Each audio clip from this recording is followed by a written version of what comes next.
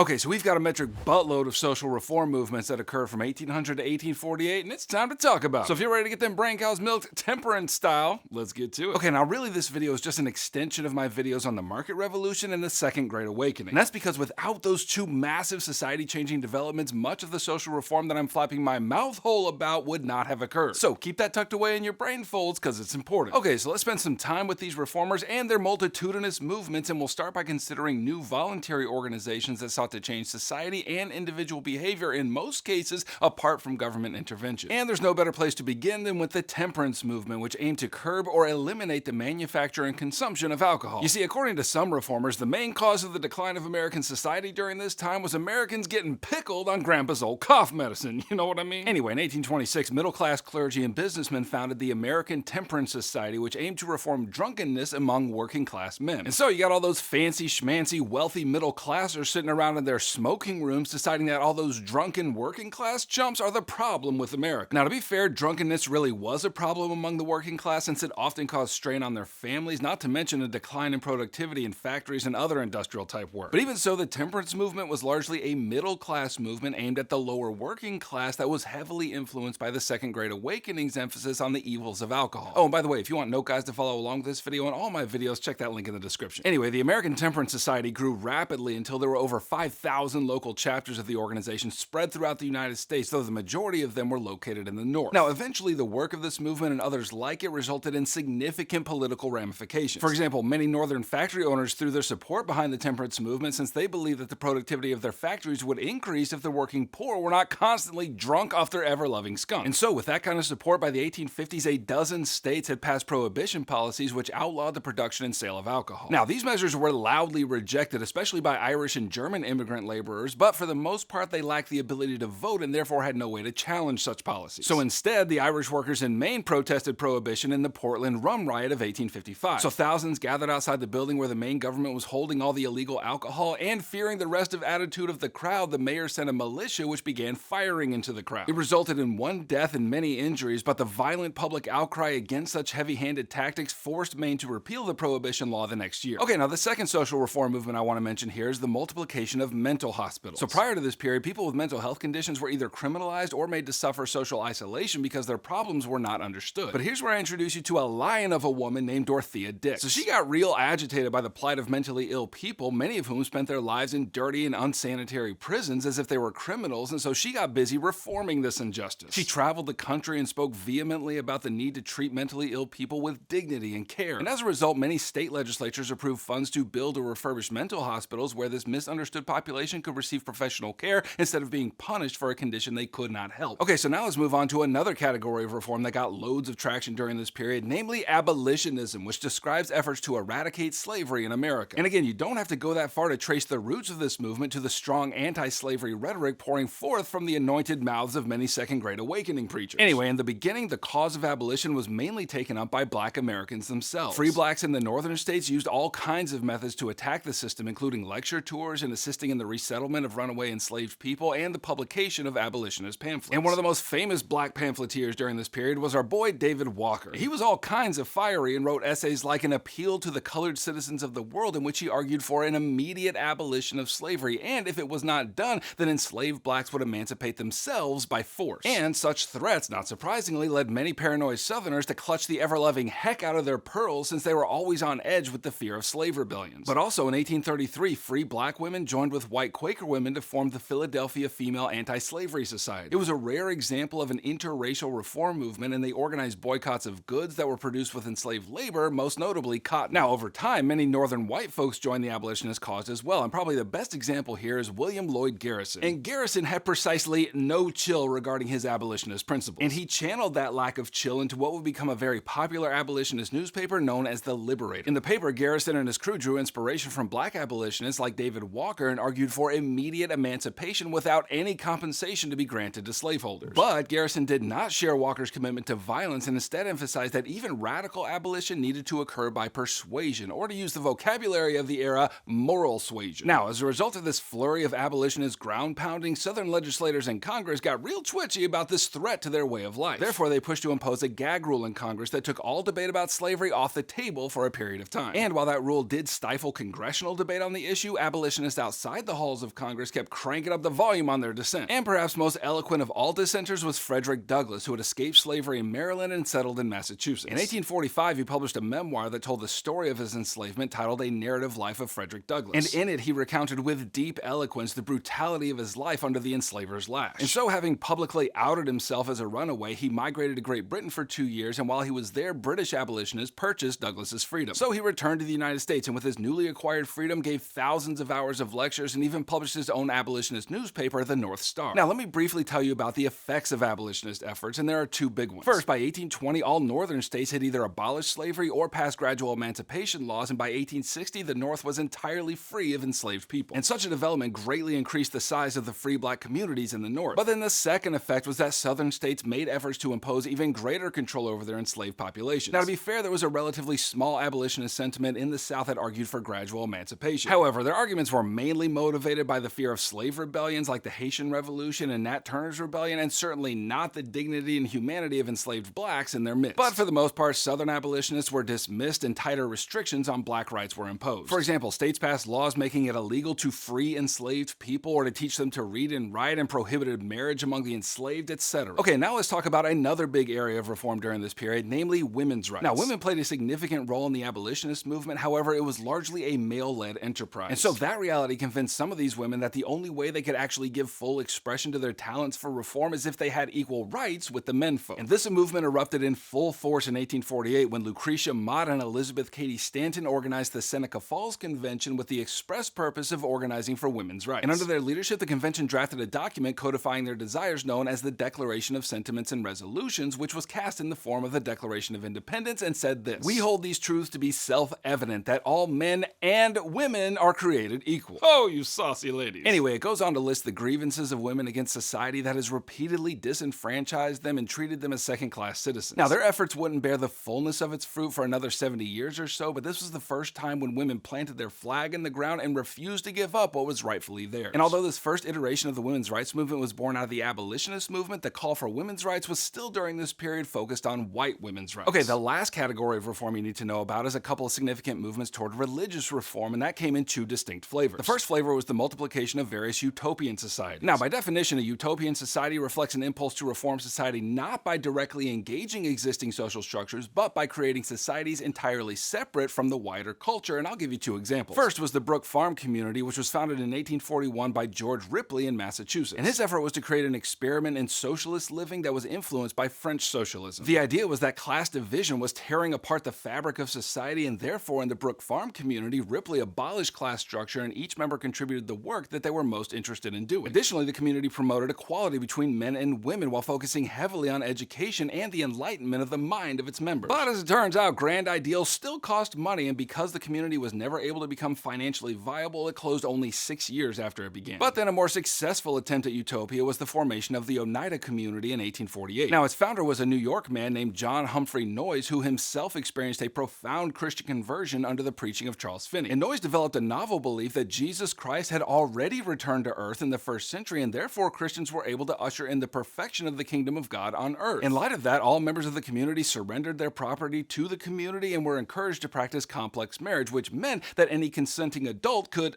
relate with any other consenting adult. And while all that sounds all wow, so much freedom and equality and stuff, here's where I tell you that Noyes was pretty dictatorial, not so much about the act of, relating, but more about the conception of children, which required Noyes' approval. So in the end, the system of complex marriage turned into more of a system of eugenics, which sought to control the traits of the Oneida population. Anyway, the community lasted for about 3 decades, and then upon its dissolution, some of the members of the community converted it into a joint stock company that focused on the manufacture of silverware. So that's fun. Okay, briefly, the second flavor of religious reform during this period spawned entirely new religious movements, and here let's meet the Mormons. So do you remember in the last video when we talked about the Burned Over District in New York, which was a hotbed for Christian conversion during the Second Great Awakening? Well, it just so happened that a man by the name of Joseph Smith experienced a profound conversion in this area and later began receiving religious visions of his own. Now, the content of these visions essentially centered on Jesus Christ bemoaning the corruption of his church in America, and that he had chosen Smith to reform Christianity by establishing a new church, which became known as the Church of Jesus Christ of Latter-day Saints. And what you need to keep in mind is that this was a thoroughly American version of Christianity, not least because Smith claimed that Christ had visited North America after his crucifixion. Regardless, the wider Christian community of New York were not fans of this upstart prophet and took special umbrage with the Mormon doctrine of polygamy. And such umbrage forced Smith and his followers to flee to West Illinois, where he was eventually jailed and killed. And at that, the Mormon community migrated westward to the extreme isolation of the Utah Territory, and under the leadership of Brigham Young established a proper theocracy. Well, okay, you can click here to watch my other videos for Unit 4, or you can click here to grab my video note guides, which are going to help you get all the contents of this course firmly crammed into your brain folds. I'm glad you dropped by, and I'll catch you on the flip-flop.